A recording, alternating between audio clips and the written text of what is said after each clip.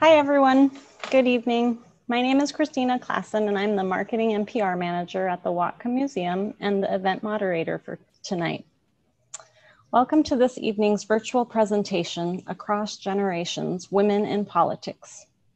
Today marks the 100th anniversary of the certification of the 19th Amendment, which was ratified on August 19th. Today is also Women's Equality Day, and this presentation celebrates how women in Washington have broken the glass ceiling to have a voice, presence, and role in politics and government. I would like to acknowledge that the Whatcom Museum resides on the traditional territory of the Lummi and Nooksack people, who have lived in the Coast Salish region from time immemorial. The museum honors our relationship with all of our Coast Salish neighbors and our shared responsibilities to their homeland, where we all reside today. Tonight, to celebrate women who have served in office and made impactful political careers, we're featuring a panel of 4 spectacular women from different generations who have made strides to change the political contours of our city, our nation, and our world. Joining us today, we welcome Bidisha Biswas, Mehar Singh, Kelli Linville, and Hollie Huthman. I'll give a brief introduction on each panelist, and then we'll jump into a series of moderated questions.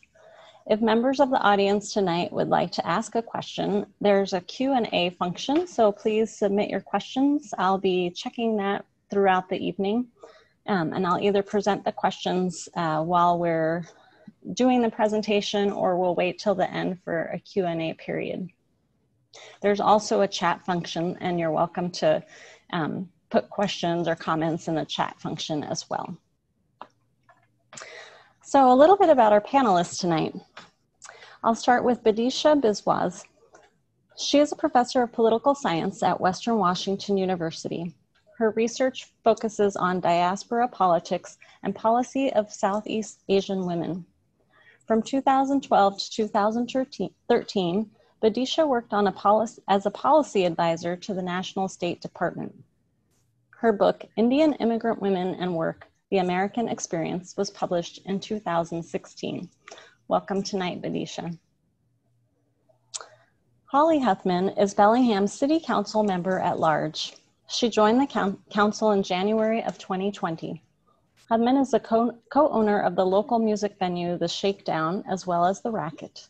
She has a passion for the local arts and music community and serves on the board of Makeshift Art Space. Thanks for being here tonight, Hollie. Kelli Linville is a 4th-generation Whatcom County resident, small business owner, educator, and former state legislator with more than 4 decades of community service.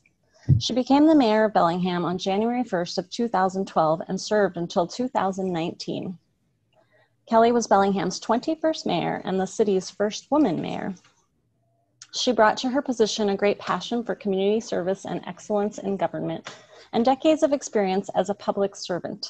Prior to her service as mayor, she was the state representative of the 42nd District for 17 years. Thanks for being here tonight, Kelli.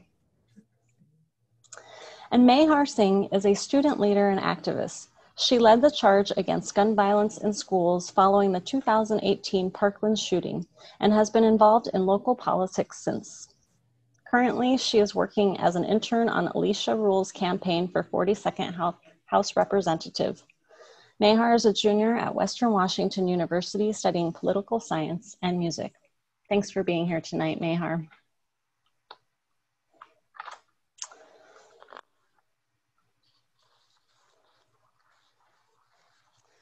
So thank you all for being here tonight as we reflect on the history of women's suffrage.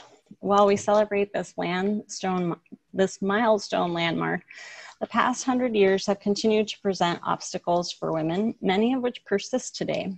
So I want to start by asking you a question. What is the value in having programs such as this one, or articles and discourse that focus on women's accomplishments and work in politics?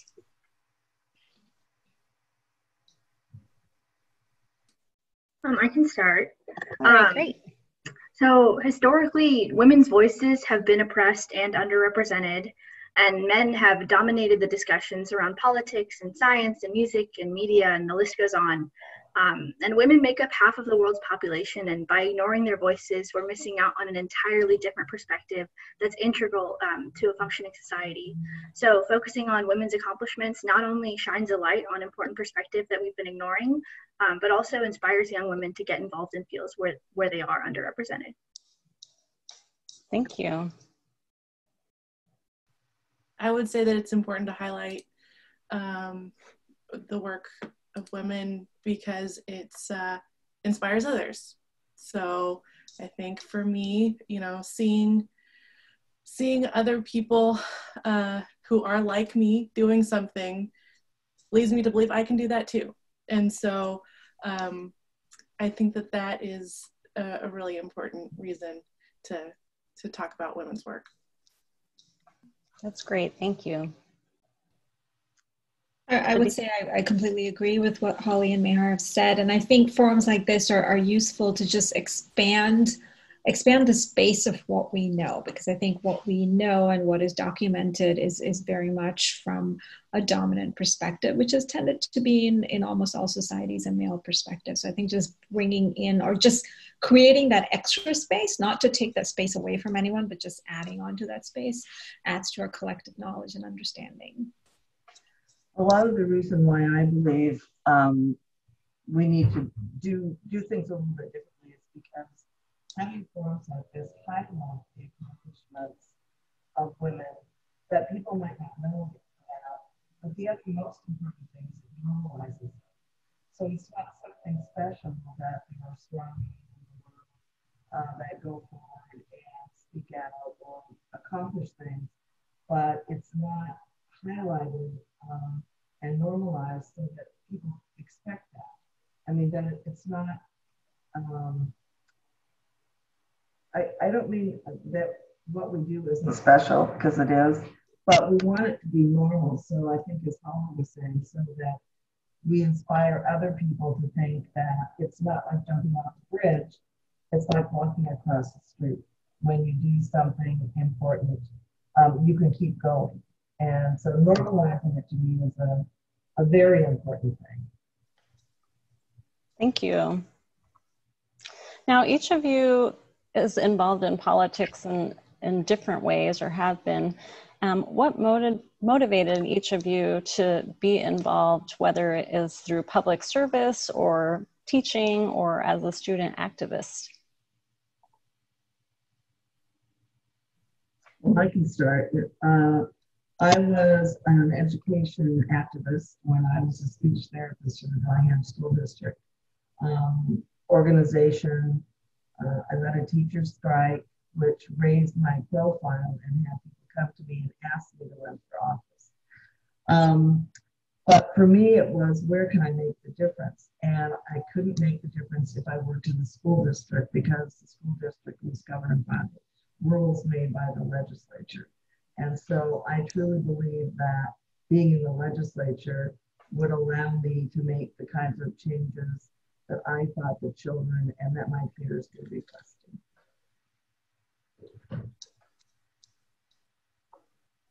Thank you.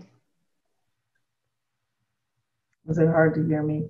It is hard. We're getting a few comments that it's hard to hear you. But I think when you're forward and closer to the computer, we can hear you a little better. Thank you. Thank you. I can go next. I think what inspired me to kind of get into politics and study politics is I was just interested in it from childhood. My father worked in the government, and just seeing him kind of made me curious about how government works. But I think also it had a lot to do with my mom, who was a housewife, is a housewife. But I could see from a very young age that she wanted to be outside. She wanted to do other things, but it just wasn't the setup. My father was pretty traditional, didn't really encourage it, but he always encouraged me, which was just this really interesting contrast that his wife shouldn't go out to work, but his daughter should build a career and should be everything. So I think I kind of see my career as, respect for the fact that my dad, encouraged me to have a career, but more than anything else, a kind of a recognition of what my mom wanted to achieve in life, but what her generation and circumstances perhaps did not let her to. Thanks for your perspective. So I would say that I was motivated by a lot of different things. I didn't think that, I didn't ever imagine I'd go into politics. But until probably about 2016, maybe, it started looking like a possibility. You know, world events at that point were a little motivating. I think, you know, I saw that there was in politics, mostly up to the federal level, but the state level in particular, was a lot of people who weren't like me. And it really seemed like our elected officials should, there should be somebody to represent all of us. Diverse field of people representing us. And it was mostly rich, white, old guys. And I didn't think that was right. And, you know, I think that that's probably true of a lot of people, a lot of women who got into politics over the last couple of years is kind of just saying, you know what, if nobody else is going to do it, I'm going to do it. Fine. Because I said for a long time, I want to see more people who are young. I want to see more people who are women. I want to see more people who love arts and music. You know, and so I was like, well, I guess I could do it.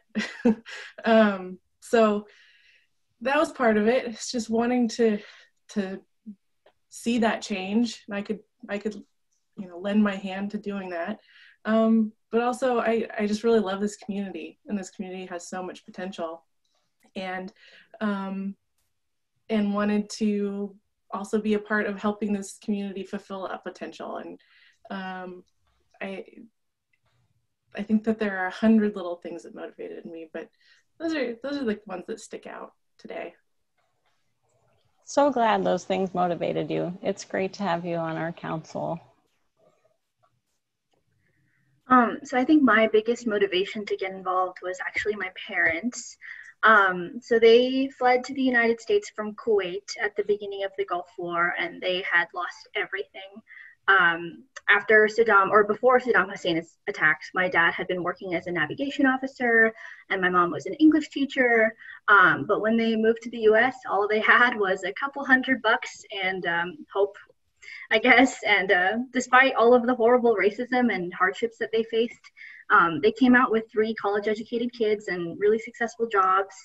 And my parents really, truly lived the American dream. But unfortunately, not everyone was and is as fortunate as them, especially considering our current political climate. So I've kind of made it my mission to help people like my parents in 1990 through activism, and eventually I'm hoping to get into immigration law. Excellent. Thank you. So thinking about how much the world has changed in the last decades, the world that Kelly grew up in was decidedly different from the world that Mehar is growing up in.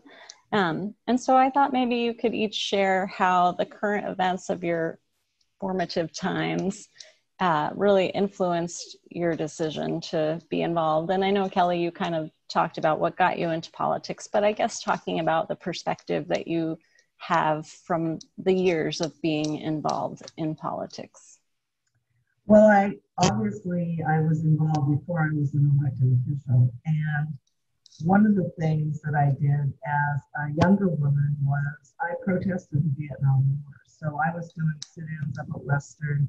I was pregnant, which was interesting, and I was marching down Holly Street in the Vietnam War era.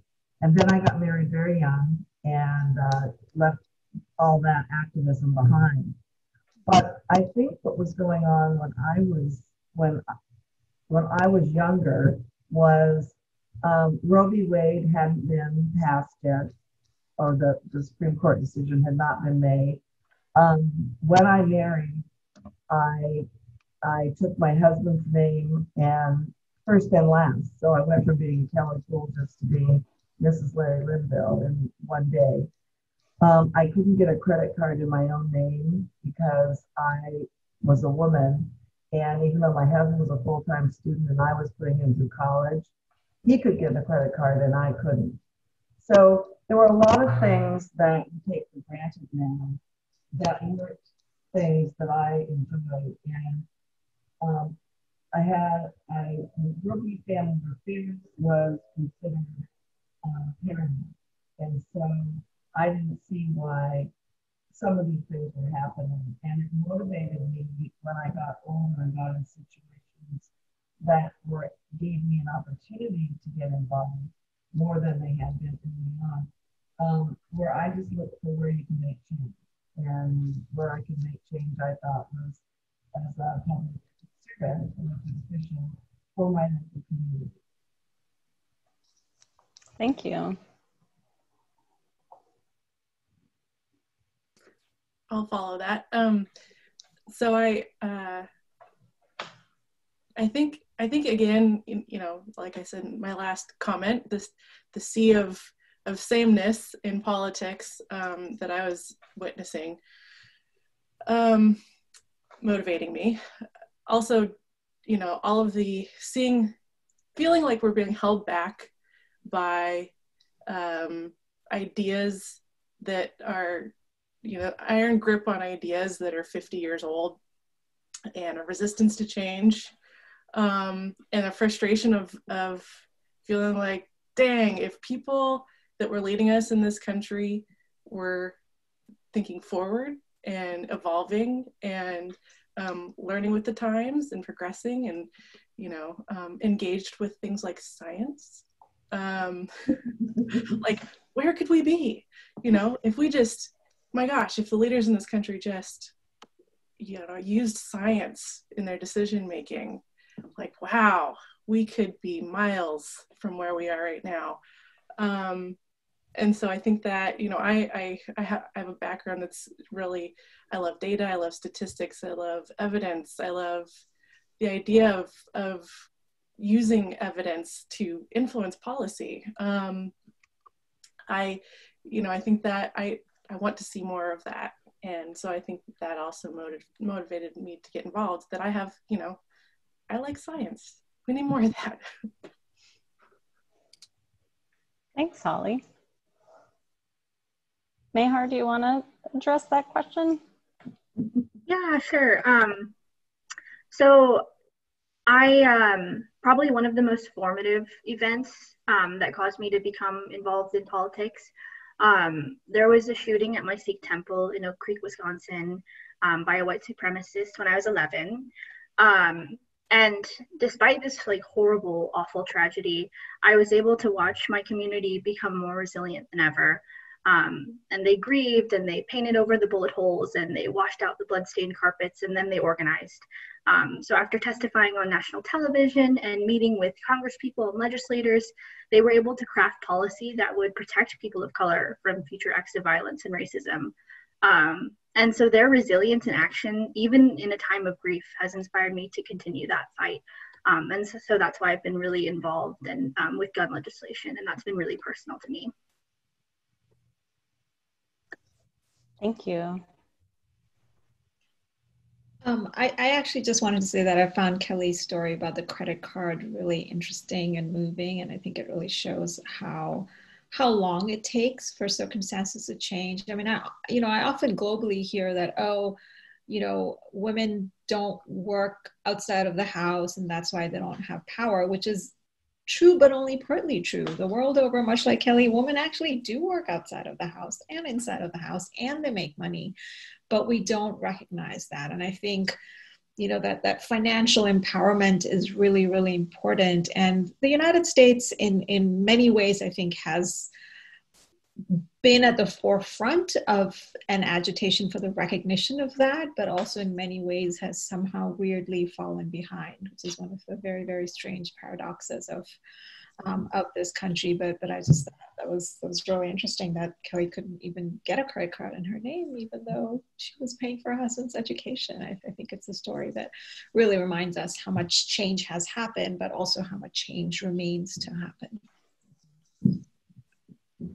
Yeah, I have to say, I'm excited to see more women and more diverse people serving, and more of a reflection of who we are. But at the same time, sometimes when I'm talking to my young adult daughters, I wish that it was more. I feel sometimes like, wow, why haven't we come a little bit further at this point? But I'm glad that we continue to do the work.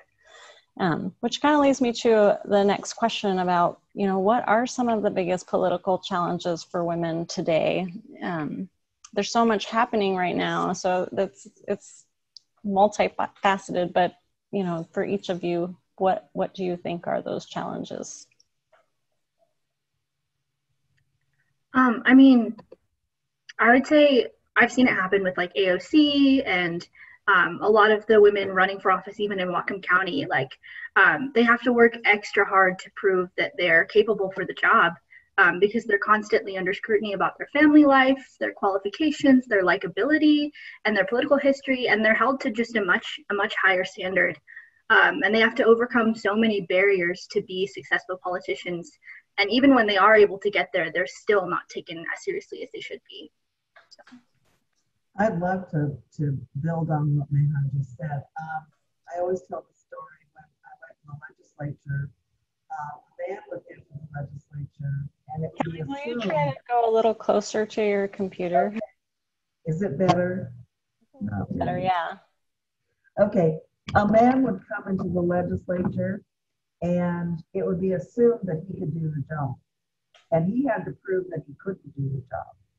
A woman would come in the legislature, and I was first elected in Year of the Woman, so it was all of our statewide elected officials. I could go on. But still, we came into the legislature, and we had to prove that we could do the job. So it wasn't an assumption that we could, as it was with the men. It was a challenge.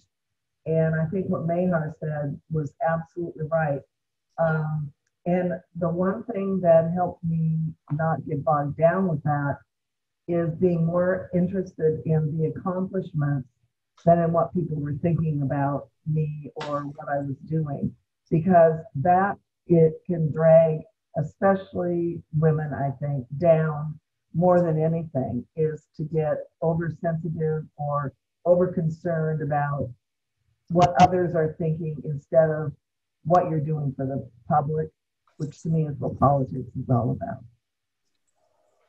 Yeah, and you make a great point about worrying about what others are thinking, because I'm not sure that men, they don't seem to have that same worry as much, probably as much as women may have in positions. You know, they do what they're doing and they don't think twice about it. So, and we could hear you a lot better. So thank you for leaning in a little bit closer. I feel like my whole face is covered. Sorry.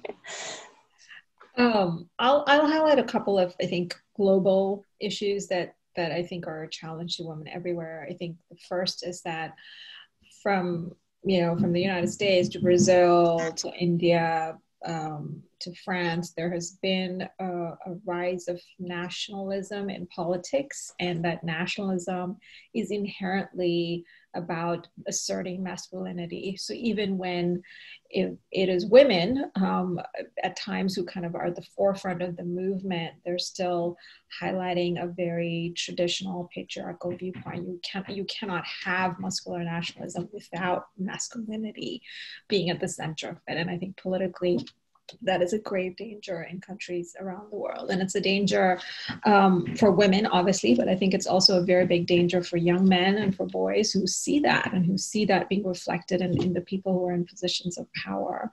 And that's something that, we've dealt with historically for a long time, but I would say in the last decade, since the 2008 financial crisis, that has really escalated in a lot of prominent democratic countries, particularly. And the second thing, I think, is the COVID pandemic has, of course, hurt many people in many ways, but the variety of ways in which it has hurt women is, it's almost an incalculable loss from the fact that women in a wealthier society like the US find themselves in this position where, they have to take care of the children while also earning and holding on to their jobs, to poorer societies where women were already the poorest of the poor, and now they're going to get even more poor, and to, you know, obvious issues like domestic violence not being addressed because everyone's stuck inside. So I think that twin nationalism plus this global health crisis is something that at a macro level will really impact the status of women, and not in a good way, I should emphasize. So with this question, I kind of went to a high level sort of a thought with that, with the political challenge. I think politically, when it comes to women in politics, challenge when it comes to women in politics is still seeing a diverse selection of women in politics. That's a big challenge. Right now we have, you know, a Black woman running for Washington State Senate, Twina Nobles, and she will be the only Black person in the Senate, which is crazy. So lots of hope for her. But you know, we need so much more diversity amongst the women in politics. You know, we need women of color, we need disabled women, we need women who are trans, we need all kinds of women. So I think that it feels like we're making ground with getting, you know, women getting more seats, but we also need to focus on that diversity amongst us as well. Thank you, Hollie. That kind of segued right into my next question, which was going to be about this very polarized campaign season. And while that, you know, there has been an increase in women and people of color running for different positions, that it would be great to see more. And I thought maybe you all would be willing to comment a little bit about that, and about how you feel it maybe even here in our own state, which Hollie, you kind of just addressed that, but maybe how the rest of you feel about that. I'm definitely a little disappointed that a woman didn't get the presidential nomination, for sure. But it is really encouraging to see women like Alicia Rule and Sharon Shoemake and Deborah Lekenoff and Liz Lovelett all running for office here in Whatcom County.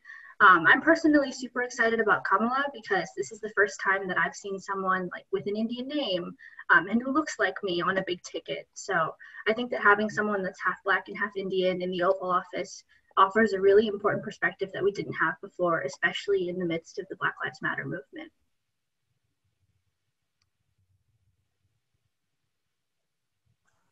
Well, oh, go ahead. Go ahead, Kelly. I share your enthusiasm that she was my choice too. First for president and then for vice president. What I find interesting is the way that we could have had a woman president 4 years ago, and yet we held that woman to a higher standard, obviously higher than the man that won. And I was very disappointed about that, because I actually thought we had a very qualified woman, not perfect, as none of us are perfect, but someone who I believe would have done a great job as our president. And we kind of picked her apart, and it was women as well as men. It wasn't just men who did it or others. It was women. And so I am very happy to see Kamala in that position, and I believe that there are many other women, including all of you, who are the future of what we're going to do. And it is important, as Hollie was saying, to see diversity. We didn't have a lot of diversity even when we got the year of the woman, almost all the women. In fact, except for two, one Korean woman and one Asian woman, we're all Caucasian, so we were all white. But at least we were female, so that was like a good thing. So I think diversity is important, and it's important to me not to fill the slots of diversity, but to actually get the different perspectives that diversity brings to the problem-solving exercise, which is what politics is supposed to be. So good luck to all of you. Thanks. And there were a few spots that you kind of were hard to hear. And so just for a few people who there was a request for a little bit of rephrasing, but just, you know, talking about having, well, first being disappointed about us not choosing, a woman for president in the last election who was qualified, and how we pick women apart. I think, and both men and women do pick women apart. And I personally feel we hold women to even higher standards sometimes. And then also just your comments about more diversity. And, when you started, it may have only been a few white women, but we at least were making gains on getting women into positions, and slowly we're getting more voices and more diversity. And so we are taking steps towards that. So thank you, Kelly. I have an interpreter now. So I have a couple of thoughts about the polarization in the United States. One is that as we see women becoming more outspoken in politics, more active in politics, we also see a simultaneous backlash, right? And we can talk about what percentage of the population that represents, et cetera. But the backlash is there, and it's real. And, those of us who are Americans dealing with our country have to kind of recognize that discomfort and do something with it. I don't know what. It could be just to echo out really strong victories up and down the ballot and just have that be the final say, but also recognize that that's not going to be the final say for a lot of people who are not cool with this, right? And I think that's a part of that muscular nationalism that I was talking about. And the second thing is this question of picking women apart, which I think happens to a degree in the United States that I have not seen in most other countries. So in American society, again, this is that paradox. America has done a lot for global feminism, but still there is this very peculiar discomfort with having women in positions of power. And one of the ways that I think having women in positions of power, kind of go back to something Kelly had said early on, is just to normalize women in positions of power. So there's a lot of discussion, I see on social media like, is Kamala Harris going to stand up for women of color?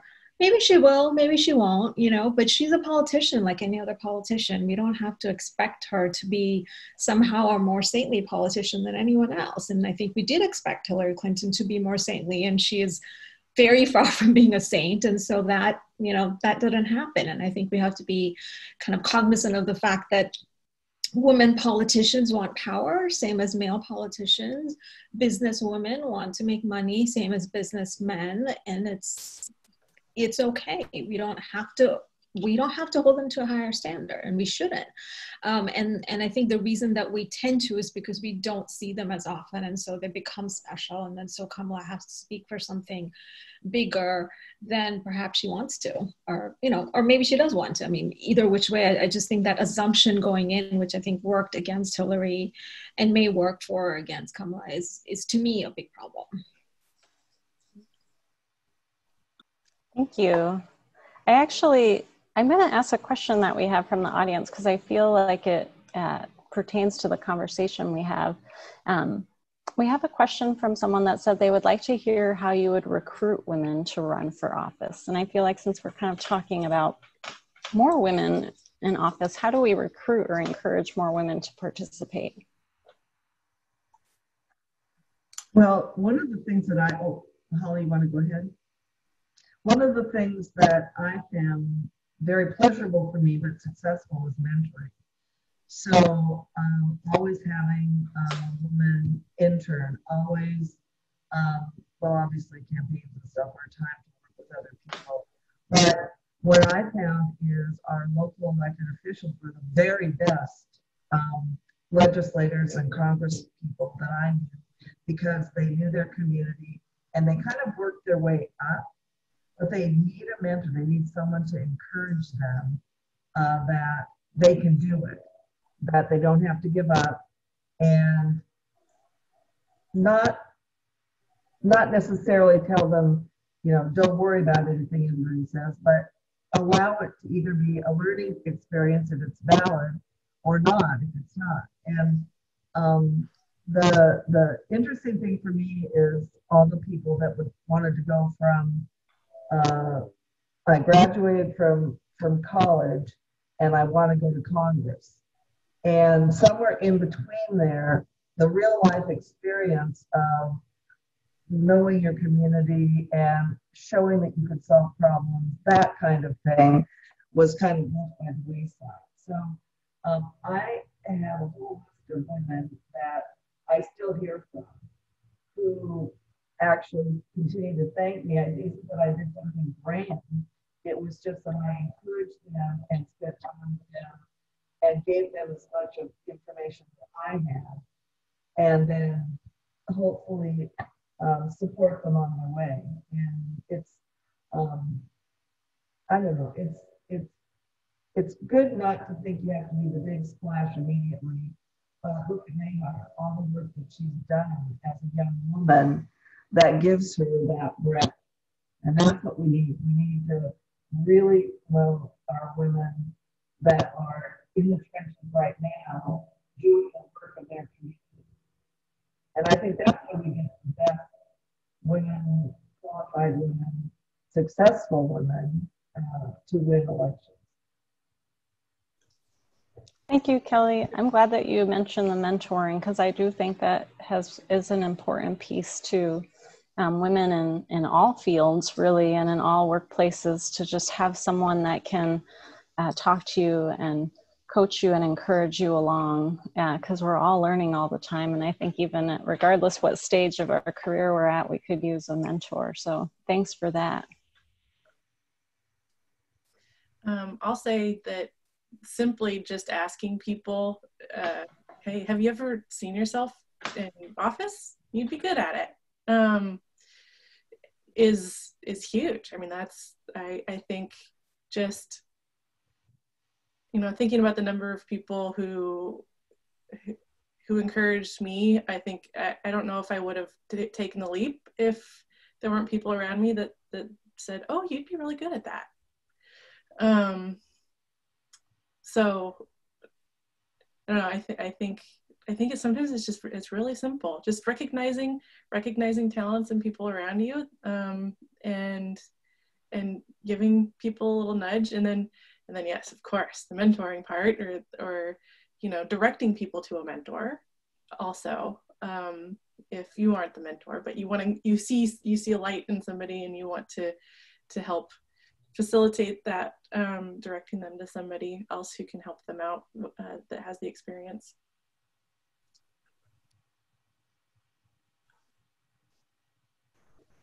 Thank you. How about you, Mehar? Do you have any thoughts on that? For me, apathy is one of the most challenging things that I've had to deal with among people my age. Getting people to care about politics when there's like a million other things going on, it's hard. But I think having those hard conversations and like holding your friends accountable, making sure they're registered to vote, making sure they're contributing, because that's like the biggest way that you can contribute to politics is voting. I would say, for me at least, that's like the best way that I can get people to get involved.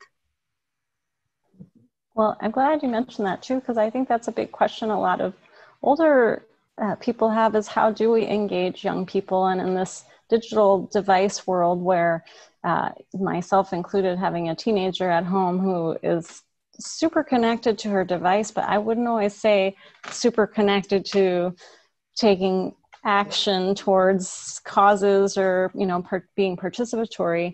How do we move, you know, how do you move youth to make the connection that they can be participatory?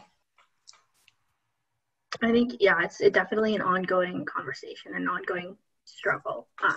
But we're getting there for sure. With all of these like social media movements and everything, it's getting better. And I think young people are going to be getting out to the polls like nobody's business in November. So awesome. I I think it's also, I mean, I know we're talking about recruiting people for office, but there's politics outside of voting as well, even though voting is certainly the simplest and the most immediately effective way. But, you know, someone in the Q&A asked about the Black Lives Matter movement, and that was something that was really spearheaded by young people. And also the anti-gun march that happened in DC a few years ago was also spearheaded by young people. So I think what we're seeing, at least in the United States, is young people getting really sick of old people not doing their job in Congress, et cetera, and saying, okay, well, all right, we're going to do it. And I mean, I think it's often, you know, I study kind of protest movements and social movements. It's hard to keep that momentum going, right? You can put all your heart and soul into, you know, planning an anti-gun violence march, and then legislation doesn't change, and you think, oh, okay, I'm just going to go back to my device because this is pointless, right? It takes a long time to make challenge happen, especially when you're challenging something entrenched like police brutality in this country. And so it takes time, it takes perseverance, but I think in the last few years, we've seen a lot of really hopeful signs of at least a good number of young people not being apathetic and saying that we are going to be the leaders that people older than us should have been, but are not being for some reason. Mm-hmm.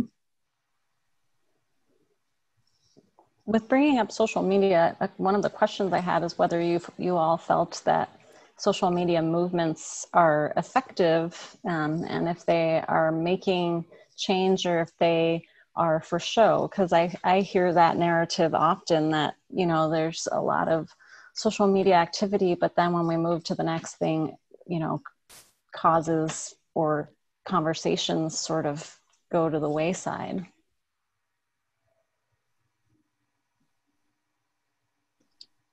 I can take that. Like, I have very mixed feelings about social media, and I wonder whether it's a net benefit to humanity or not, and I don't know.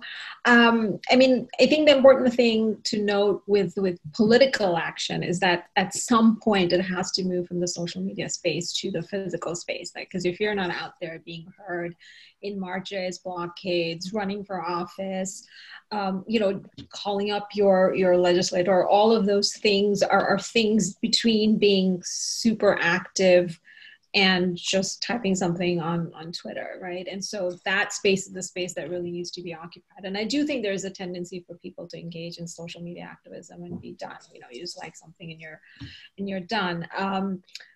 But we have to kind of continuously encourage people to kind of come out of that. But the other thing I would say is that one of the bad things about social media is I do think that it has made women vulnerable in ways that maybe they always were, but it's enhanced that vulnerability, like the kind of really hate-filled attacks that you see coming out on social media against women in the US and in other countries as well. I mean, it's a really kind of icky thing that you're confronted with almost immediately, right? And it's something that it's not easy to protect yourself from, right? So I think that's something that perhaps social media companies themselves need to be a little bit more cautious about, but they're not going to be cautious about it unless we demand that accountability. So again, once again, you know, is social media good or not good?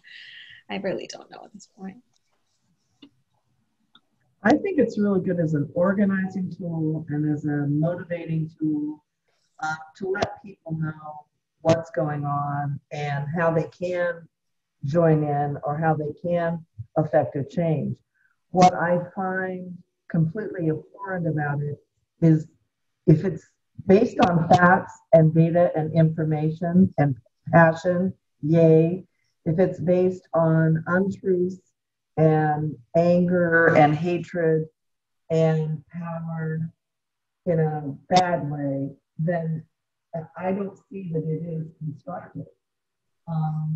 And especially with younger people who are very tuned into their devices, which obviously you can tell I'm not. It's a different perspective than before there was social media and you had to actually talk to people and you had to go out and gather. Now, gathering with COVID is not going to happen right now, but the idea is what you were saying, you can't just tweet or you can't just post.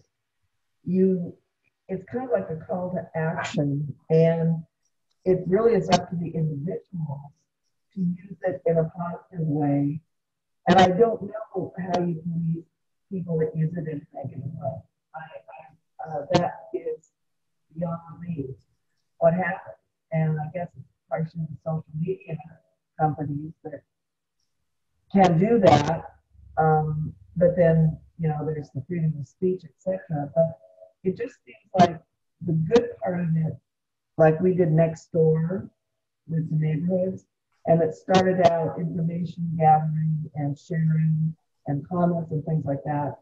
And I've talked to so many people that have quit subscribing to it or using it because it got to the point where it wasn't being used for what it was intentionally or initially used for. And then it doesn't work. Mm-hmm. I would agree with everything that's been said, and also I don't know if the good outweighs the bad with social media right now. I'm not feeling super awesome about social media. I think it is amazing for organizing and getting information out there, for gathering. I think that it's insane to me how much misinformation is spread. You know, 20 years ago when I was in college and studying media and journalism a little bit, I wanted to be a journalist just for like 2 quarters. But, you know, learning about media literacy and trusted sources and fact checking and being excited about this internet thing where we're going to get so much better at media literacy because we're going to have the information so easily accessible. We can fact check the things that we're being told, and it's like gone off the rails. Like, I can't believe how much information that I see people share that is incorrect information or from shady sources, or it is causing problems. And so in that sense, that's a little bit scary. I deeply wish that our society would learn how to check their sources because it has very, very real implications with the, you know, in the real world when people are misinformed and they're being, you know, blatantly misinformed for negative purposes. So that part's really scary to me. But I really love that, you know, you can throw up a Facebook post about an event to get people together in a very safe way right now, of course, and have a protest or a march. And I don't think that information would have been shared as easily if it wasn't for social media. So. Yeah. Mehar, do you want to add anything to that? Yeah, sure. I think I come from a little bit of a different perspective just because I did grow up having social media. But I definitely think that social media, it gives the power to the people, and it encourages us to get involved and speak out. I think that we're all more knowledgeable and aware and well equipped to fight social justice because of the outpouring of information and support on social media. Because for the first time, we have a platform that everyone is connected to and looks at every single day. And you guys are right, like that can be dangerous when misinformation gets shared. And I totally agree with that. But I will say, I know more about systemic racism than I ever did because of the posts and the articles that people have shared with me, all fact-checked. And hundreds of thousands of dollars have been donated to anti-racist organizations because of public pressure from social media. And so I think that it's a really powerful tool and arguably a necessary tool for positive change to occur. Thanks, Mehar. We received a question a minute ago saying, you know, what would you say to those who rely on social media to know what's happening, especially regarding police brutality, because they do not trust the national news organizations? So you make a good point that for many people, social media has been a way to get some information that they can't find elsewhere. And I don't know if anyone else wants to specifically comment on that question. I'll go. Go ahead. I would say find news sources that are tested for journalistic integrity, if you can. I think that's, so somebody else is doing the investigating for you, but is maybe an alternative news source, because I get mainstream media, they've got their own agenda. But an alternative news source that is trusted for journalistic integrity and reporting factual information, I think that's an important part of it. And there's a difference between alternative news sources that are not tested for journalistic integrity, and so knowing the difference is really important. And that there are a couple sources where you can kind of look at lists of there's a nice graph, I think, out there that's kind of one of the more accessible things. There's a graph of on a chart of this news source is high on reporting factual information, and they are center politically, or they are right politically or left politically. It's nice to know where your source lies, and also to different sources. So get a diverse selection of maybe high on factual reporting and journalistic integrity, but on different sides of the political spectrum, so you can kind of see where the differences might lie in a certain issue. But otherwise, doing that kind of research is a lot of work. So, well, there's a difference between reporting and journalistic integrity, as you were saying, Hollie, and opinion. You shouldn't be able to tell from a news story what the opinion of the reporter that wrote the story is. You should turn to the opinion page and find out if it's a conservative newspaper, a liberal newspaper, a run-of-the-mill centrist newspaper, or radio station, or blog.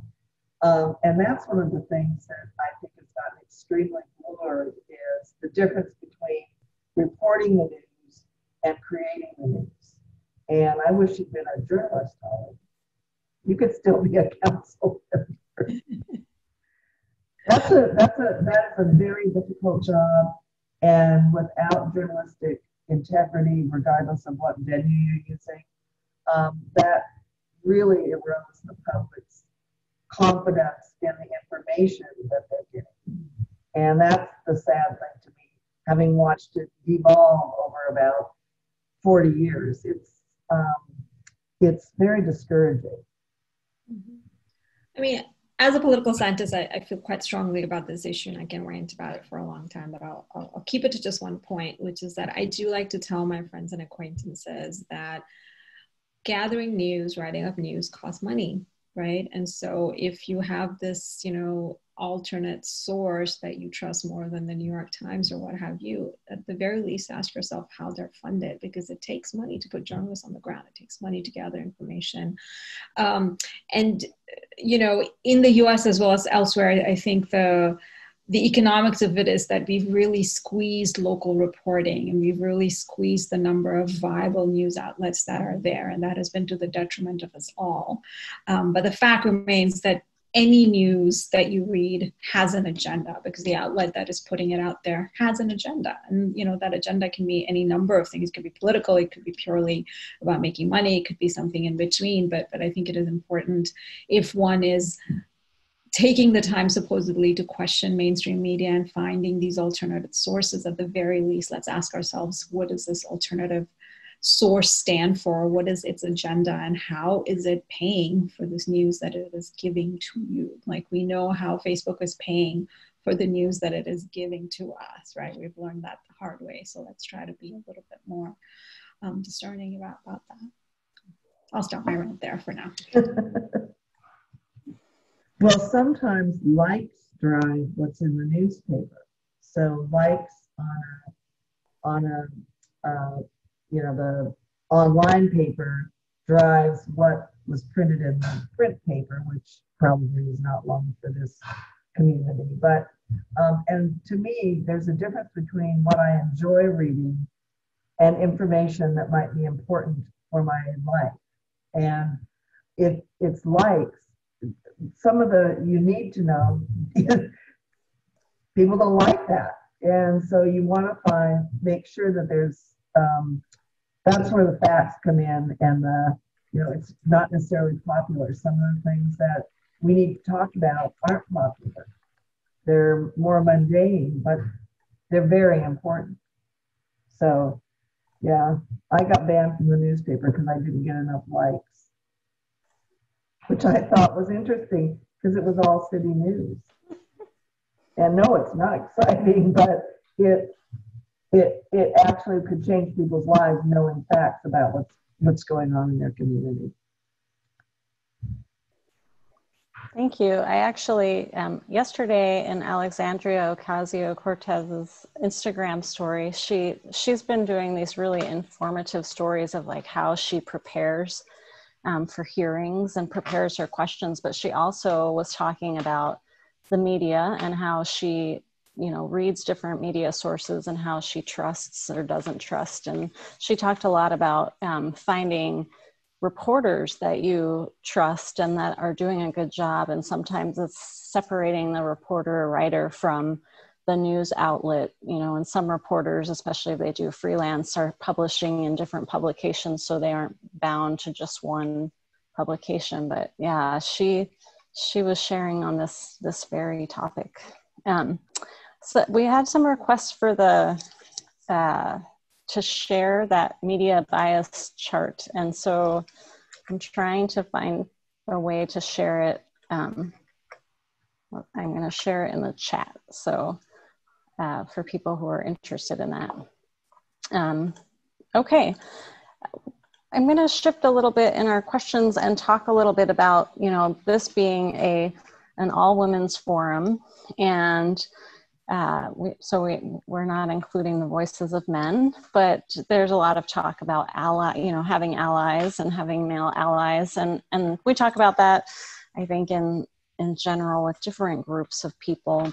And there is a question from somebody, let's see if I can find it, that's just saying, as a man, if you're willing to share your experience as a woman in politics, as a man, I'll never have your experience, and it would be good to hear. So I guess if you want to just comment either on the idea of who are our allies, how can they support us, or, you know, how you'd like to share your perspective as a female to someone who doesn't associate as female. I think that men can absolutely be feminists. It does take a lot to unlearn the misogyny that our society holds, but it is possible. Men can be good allies by listening with an open ear and working to unlearn their sexist behaviors and notions. And most importantly, they have to listen to and believe and respect the women in their own lives. So I think that is the best way that men can be allies to us. Well, I know that I wouldn't be an elected official if it wasn't for my husband, who was recruited to run for the office that I ran for first. And he had been on the county council and he was ready to retire. And what he said was to the people that came and tried to recruit him, you know, I'm tired of politics. I'm not going to run for an office right now, but you should talk to my wife because she'd be better at it than I would be, which was an opening for me because maybe they were going to come and talk to me. And so he helped open the door for me. Plus, he set a good example as an excellent elected official. And then he supported me being gone for 17 years and many other things that I went through. So on a personal level, it's very important to me that we have men and women have the same goals and work towards the same thing. And it's like, I try very hard not to polarize men and women and be conservative and liberal when it comes to the ideas, the public, the goal. The idea that men and women share values is what we should be focusing on. How do we all do the right thing and not necessarily label each other? And partially that's coming from being the only woman on the panel. But it also is, if we're not in this together, we're not going to be successful. And you have so much future in front of you, Mehar. I'm really excited for you.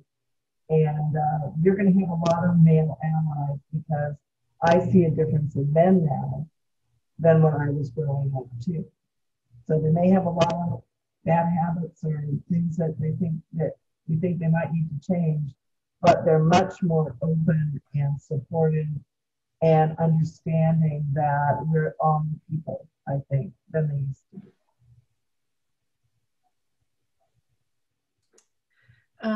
I've had a lot of male allies, so I feel very grateful for that, both old and young.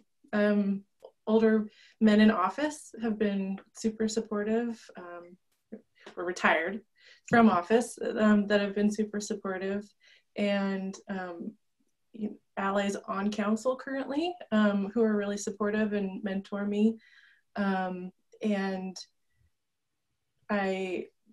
my partner, who's a man and incredibly supportive. I mean, I can't imagine what it would be like to be the partner of somebody running a campaign.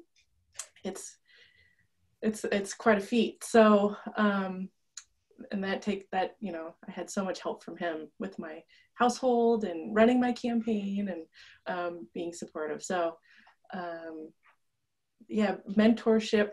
I've gotten a lot of mentorship from men as well as women, and all of it has been really important. So,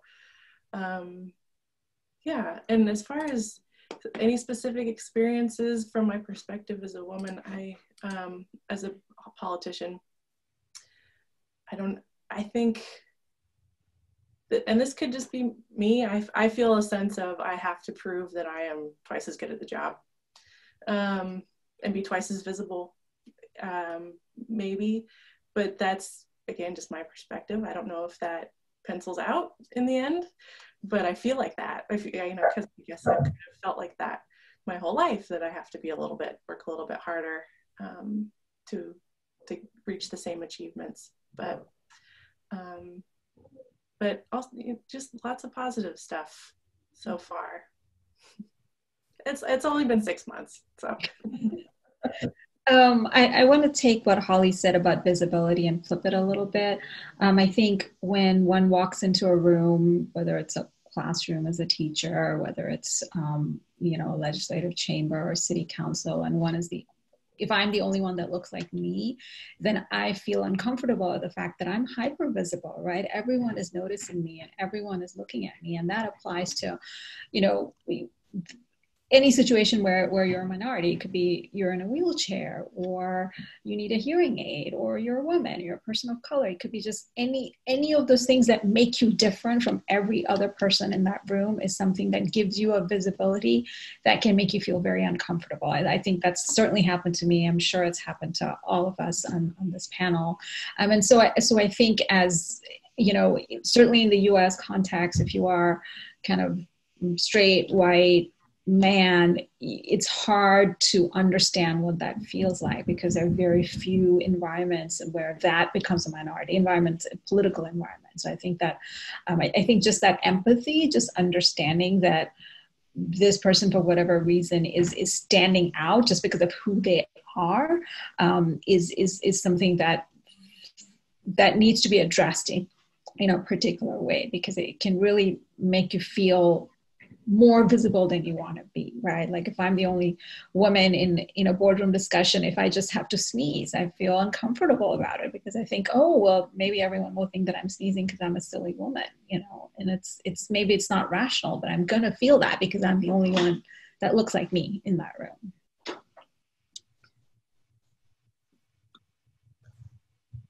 Thanks. Mehar, do you want to add anything to that?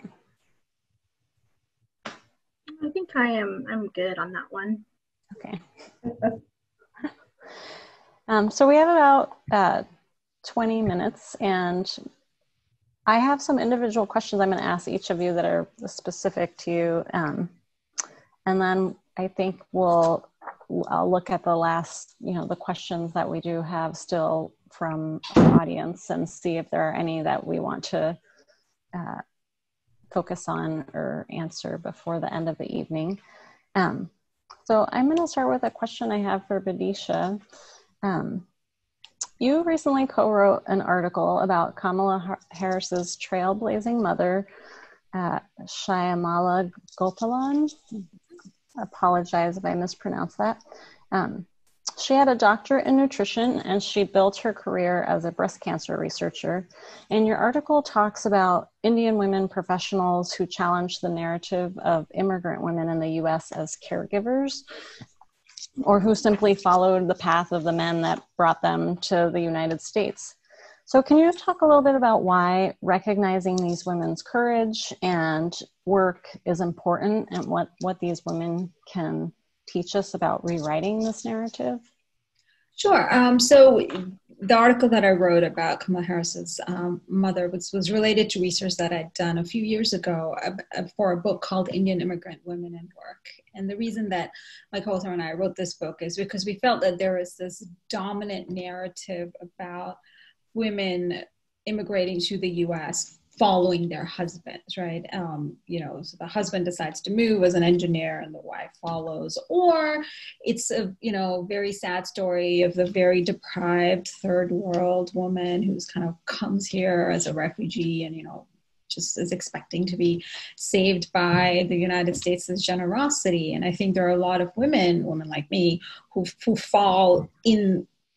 do not fall into either of those categories, who do make that independent decision to come. And I think it's very important in our understanding of immigration, because that is such a big part of US history and US politics, and has been since for centuries, to understand that there are women who have made this journey as immigrants of their own agency and of their own choice, and it's a story that's not often heard, right? The story that you hear is whether you're talking about kind of popular literature, you're talking about news articles, it's always about women as dependents.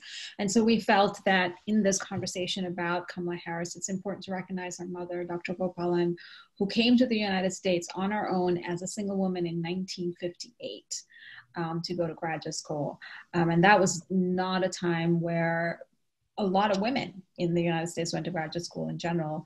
And I think it's also important to consider the kind of the networks in India that supported her and that we don't often think about here, because I think in the West we have a tendency to sort of look at all post-colonial societies as being very repressive towards women. And again, that's what that helpless narrative comes out. And we did want to make the point that while India has its very troubling record of misogyny, it also has a very unusual educational system, which since the time that India became independent has been open to women. And that story, I think, just reminds us once again that the pathways of immigrant women are comparable to the pathways of immigrant men. Thank you. And I shared a link in the chat portion for people who would be interested in reading that article. It was an excellent article. And thank you for your response to that. I have a question for Hollie. As the co-owner of the Shakedown, you're a business owner. You've worked in the service and music industry for many years. And you kind of already answered this a little bit earlier of what, making the switch to politics. But I guess, how has your role as a business owner shaped your perspective, and how is that experience for you? Sure. Well, I'll add, I think my experience with the Shakedown and being in the music community and involved in live music and a musician and a downtown business owner, I think all of that, there's so much community involved, and that's a really important part of the music world. Live music world community is super important, and it's why a lot of people are involved in music, is for that community. And that's, the thing that I really love about it. That's what attracted me to the live music world, was being with people who were also great, and having a support system and all of that. And then being a business owner downtown, there's also a lot of community that's involved with that. On your block, your neighbors, being involved with, I got involved in neighborhood association meetings and just downtown stuff. I think that's one of the things that really sparked an interest, was being involved in discussions about downtown and things that were happening in town with other people, and not wanting to just be part of the discussion, but be part of helping move things forward. So having more hands-on, I think that appealed to me. So yeah, I think that again, you know, I think one of the things that I really like about being in a leadership role is helping somebody take their really good idea and seeing it happen. Even if it just means I'm a conduit. That's the role I prefer, because somebody has a really great idea, I help them realize that really good idea. That's one of my favorite roles. So and I'm happy to say that is something that is happening. That's part of the job. I really like that. It's a nice realization. So yeah, but I still, you know, council's a part-time job, so the live music venue is still my full-time job, at least when it's up and running again. So I won't lose that part. I wouldn't want to either, because it's kind of my passion. But yeah, does that answer your question? Yes, thank you. Thanks for sharing. Kelly, I have a question for you. You have experience serving in both local and state government. So what are some of the strengths you felt you brought to these roles, and what accomplishments do you feel most proud of? I'm probably the worst person to keep track of accomplishments. So, but I think the strength I brought to both the jobs I had, those two jobs, was my deep commitment and knowledge of the community.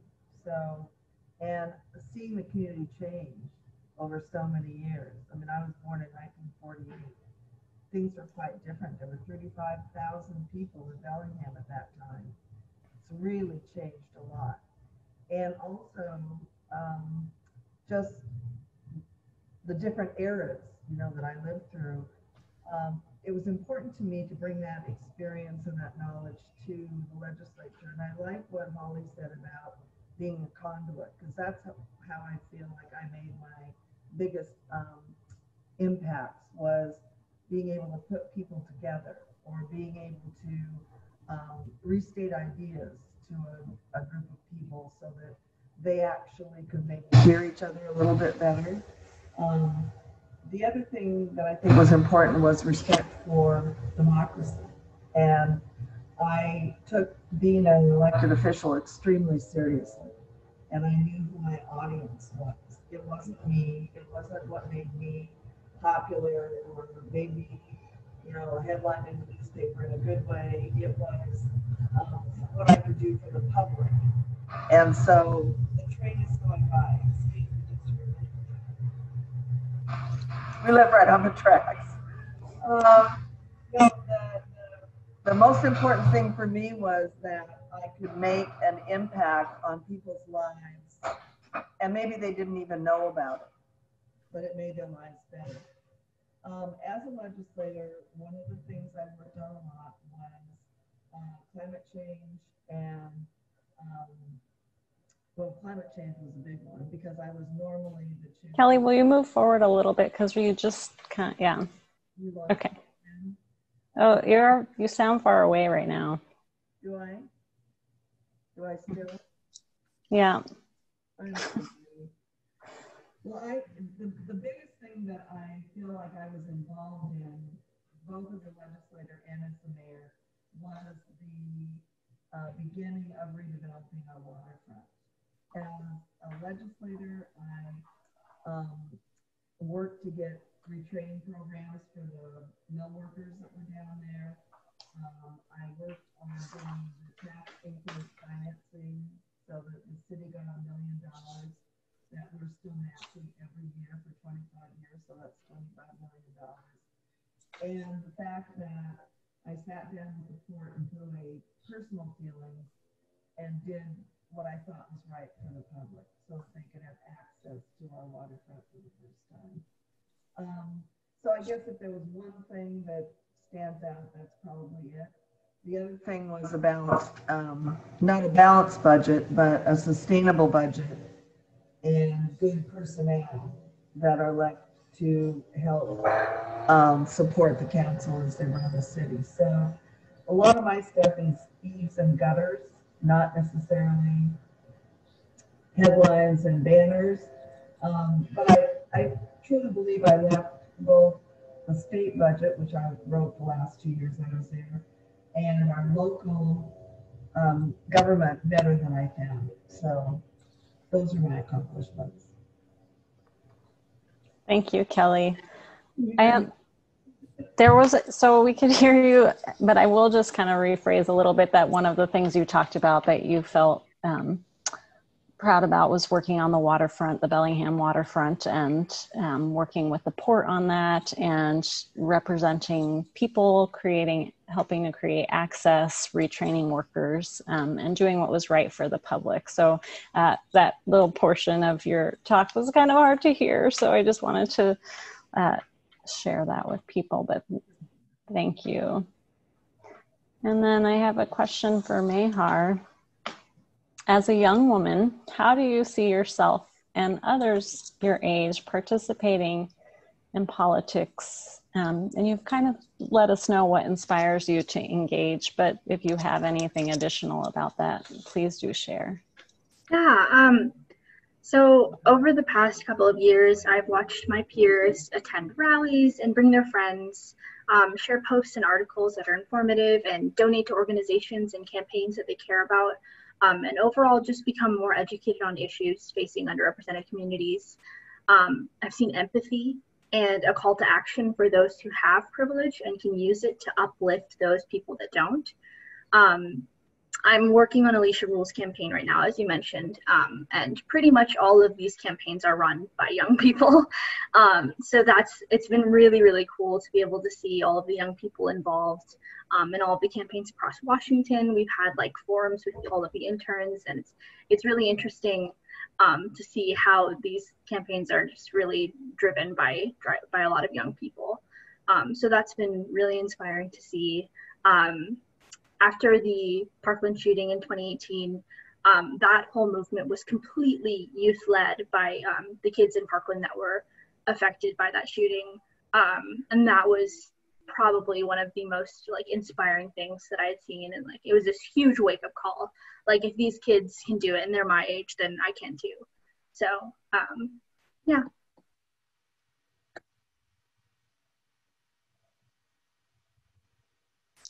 I was on mute. I was saying thank you. That was wonderful. So glad Zoom tells you you're on mute. So I have one last question for all of you. If you were to give advice to a woman starting out her political career, what advice would you give? I would keep it really simple. I would say to develop a very, very thick skin. And just kind of roll through all the stuff that people will say to you, about you, behind your back, all of it. And just take it in your stride. I think I'd say get involved in your community at whatever level. First, most important thing is obviously voting. But there's so many opportunities to build a resume if you want to be in politics, so that you don't have to ask people to trust you. You can show them a record. And it's much easier then to both get elected, but also to do a good job.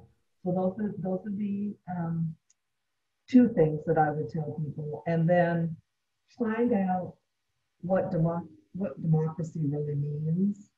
You know, understand what an elected official's responsibilities are. And what I would say is, as I said before, it's not about you, it's about you. Different you, not about me, about you. And if you can keep that perspective, then a lot of that stuff that you're talking about, you know, hurtful stuff, it doesn't matter as much because you know what your purpose is.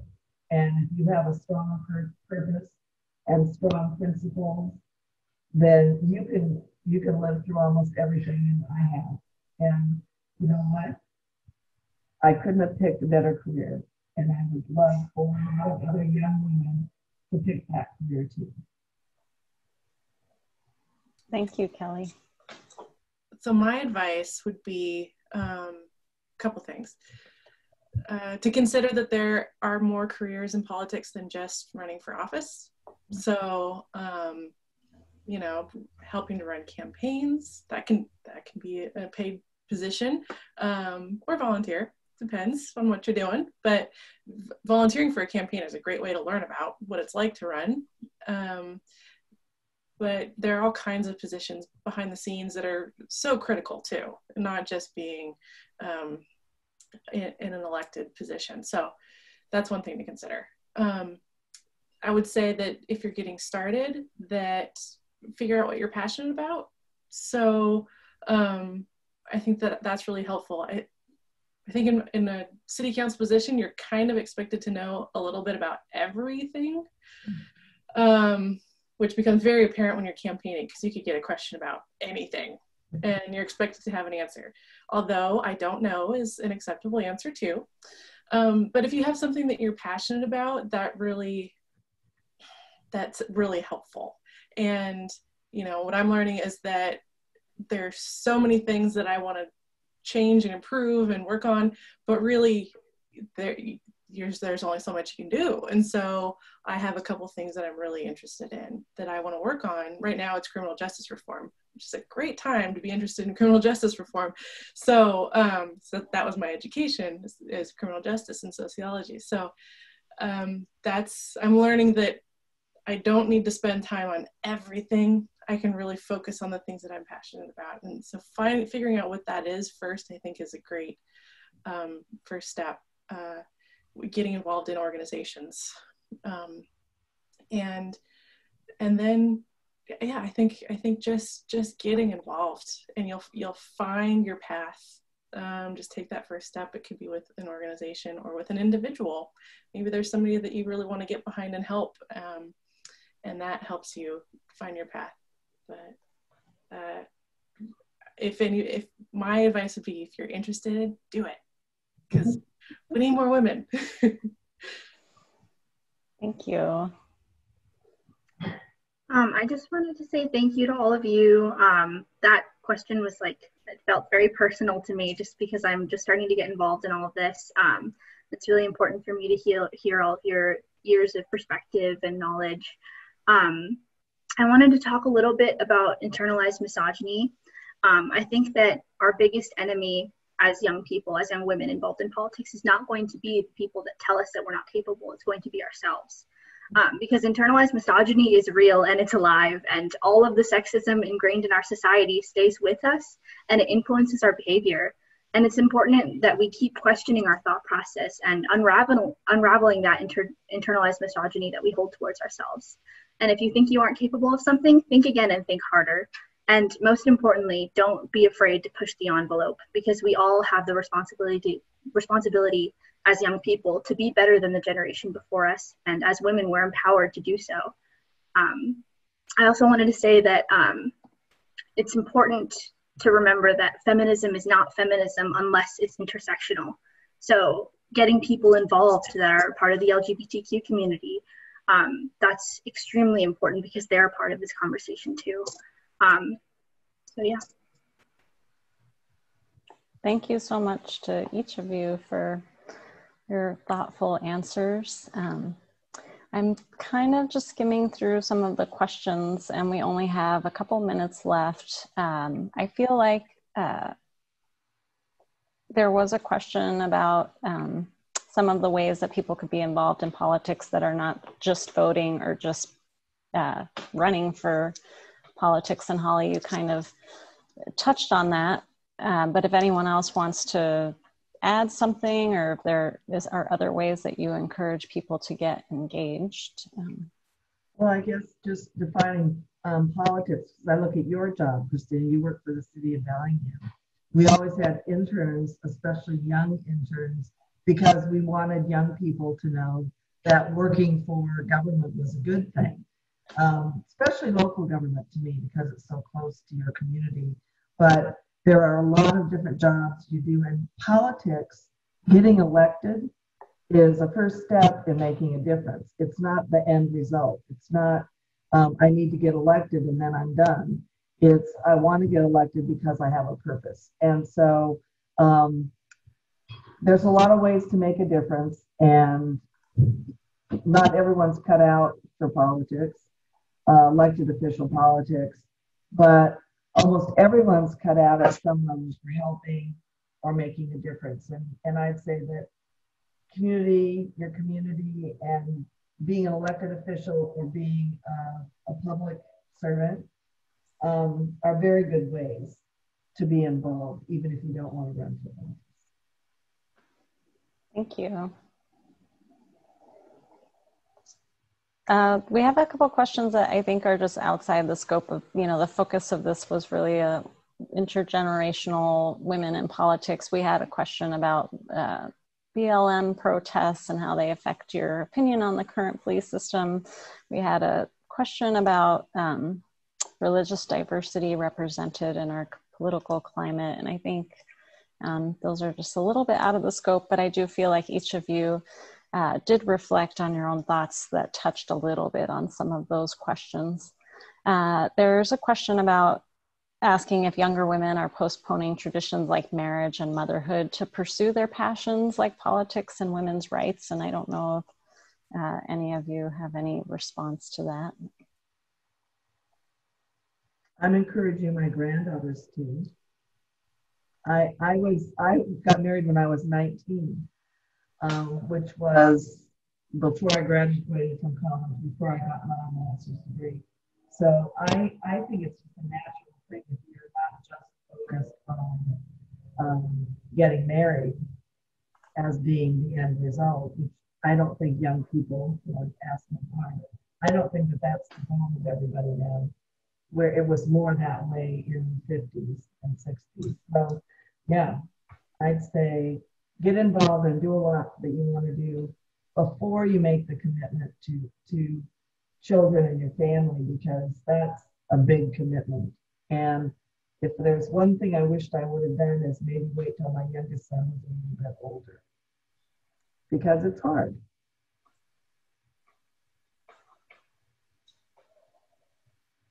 All right. Does anyone else have any last remarks that you'd like to make? Okay. Well, I want to thank each of you for taking time to be part of this panel. It's just a great day, Women's Equality Day, to celebrate women in politics, women who are engaging, women who are teaching, and it was such a pleasure to get to know you each a little more and hear your unique perspectives. So thank you so much. Thank you to our audience for taking time out of your own busy schedules to listen to these women talk about their work and experiences in our community. And I hope you'll join us for other upcoming events at the Whatcom Museum. Have a good night, everybody. Thank you, Christina. Thank you. Bye. Thank you. Good night. Good night.